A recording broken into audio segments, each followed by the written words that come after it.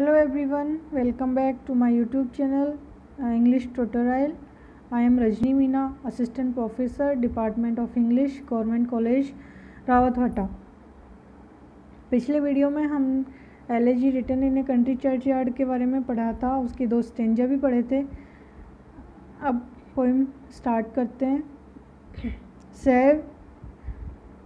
Save that from yonder ivy-mantled tower, the moping owl does to the moon complain of such as wandering near her secret bower, molest her ancient solitary reign।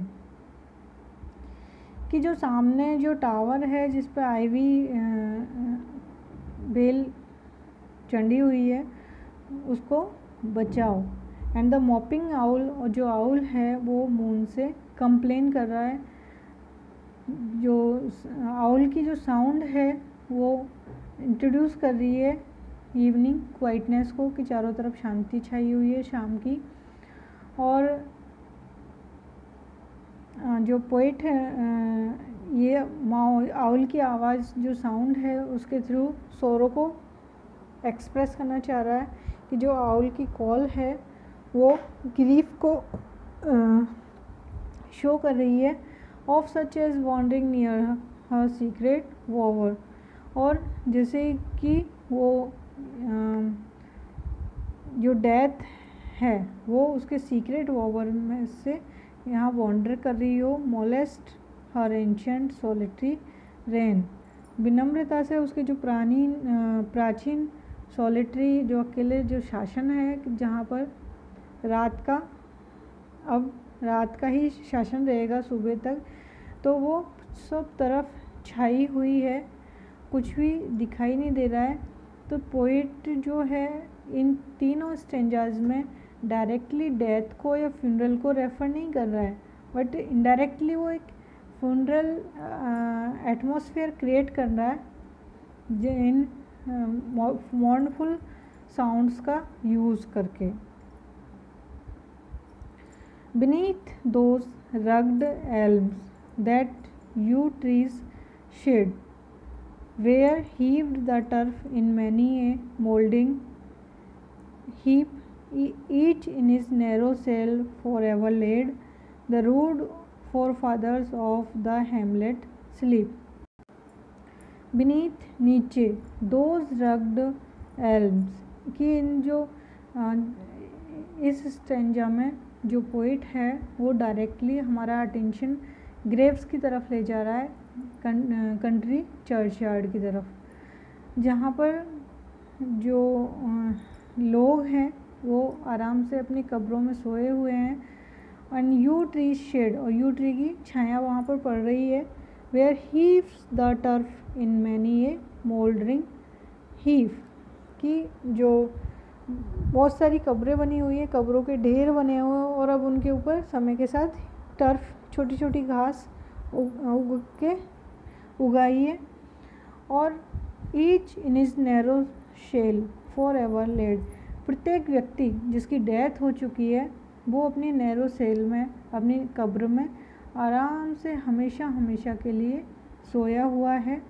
The rude forefathers of the hamlet sleep, hamlet village का नाम है यहाँ पर, कि जो four fathers है, पूर्वज है हेमलेट गांव के, देहाती बिना पड़े हुए लोग जो हैं वो यहाँ पर हमेशा हमेशा के लिए सो गए हैं।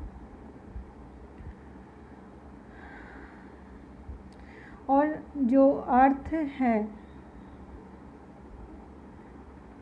वो डिस्टर्प्टेड होती है व्हेन द जब लोगों को बरी किया जाता है बीनीथ द अर्थ। और ये जो लोग हैं वो शांति से बिल्कुल सोए हुए हैं और चारों तरफ शांति ही शांति छाई हुई है। The breezy call of incense breathing morn, और चारों तरफ बहुत ही ठंडी हवा, रात का मौसम है और चारों तरफ अंधेरा ही अंधेरा है, तो एकदम शांति है। और ठंडी हवा चल रही है। ऑफ इंसेंस ब्रीदिंग मॉर्न, और उसकी खुशबू चारों तरफ फैली हुई है। The swallow twittering from the straw built shed, और सेलो एक वर्ड के लिए आया है कि जो सेलो है वो ट्विटर कर रही है, चहचहा रही है, आवाज़ कर रही है, साउंड कर रही है। फ्रॉम द स्ट्रॉ बुल्ट, तिनके से बने हुए उसके शेड, घोंसले से। The cock's shrill clarion and the echoing horn no more shall rouse them from their lowly bed. तो ना तो ये जो शैलो वर्ड है उसकी ट्विटर करने से, और ना ही जो कॉक है उसकी जो श्रिल साउंड है उससे ये लोग जगेंगे, और ना ही हॉर्न को ज़ोर ज़ोर से इको करने से ये लोग जगेंगे। ये लोग तो हमेशा हमेशा के लिए अपने बेड पर सो गए हैं, अब ये किसी भी आवाज़ से कभी नहीं उठेंगे। हियर करने के लिए, सुनने के लिए शैलो की ट्विटरिंग आवाज़ को, एंड कॉक की जो श्रिल साउंड है इसको, तो ये लोग they will never rise again from their beds to hear the pleasurable sound of country life that the, जैसे कि वो जब वो जीवित थे तब वो इन आवाज़ों का आनंद लिया करते थे, लेकिन अब जब वो मर चुके हैं, कब्र के अंदर आराम से सोए हुए हैं, तो इस अवस्था में वो फिर वापस से जीवित नहीं होंगे और इन आवाज़ों का आनंद नहीं लेंगे।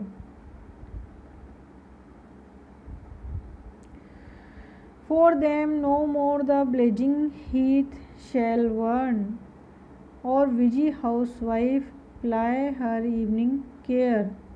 No children run to lisp their sire's return, or climb his knees the envied kiss to share. कि जो लोग ये रूड फोर फादर्स जो हैं हैमलेट विलेज के, ये लोग कब्र में आराम से सोए हुए हैं, तो ना अब ये ना तो वापस उठेंगे और ना ही उनके लिए अब चूल्हा जलेगा। जब ये जीवित थे, शाम को जैसे ही घर आते थे तो उनके लिए इनकी पत्नियां चूल्हा जलाती थी, इनके लिए खाना बनाती थी। और विजी हाउसवाइफ प्लाई हर इवनिंग केयर, और अब जबकि इनकी डेथ हो चुकी है तो जिनकी पत्नियां भी अब इनकी इवनिंग केयर नहीं करेंगी, जो ये जीवित थे तब किया करती थी।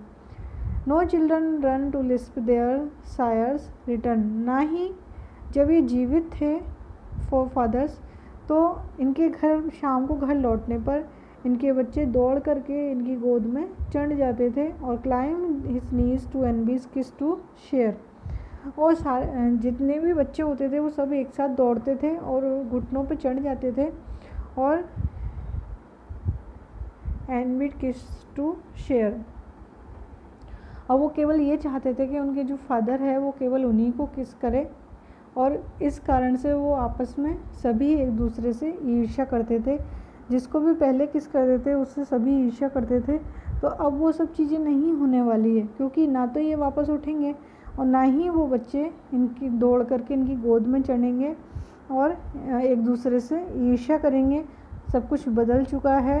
अब ये लोग इन चीज़ों का आनंद कभी नहीं उठा पाएंगे, घर का, पत्नी का, बच्चों का। Thanks for watching the video. आगे की पोएम हम अगले वीडियो में डिस्कस करेंगे। Thank you.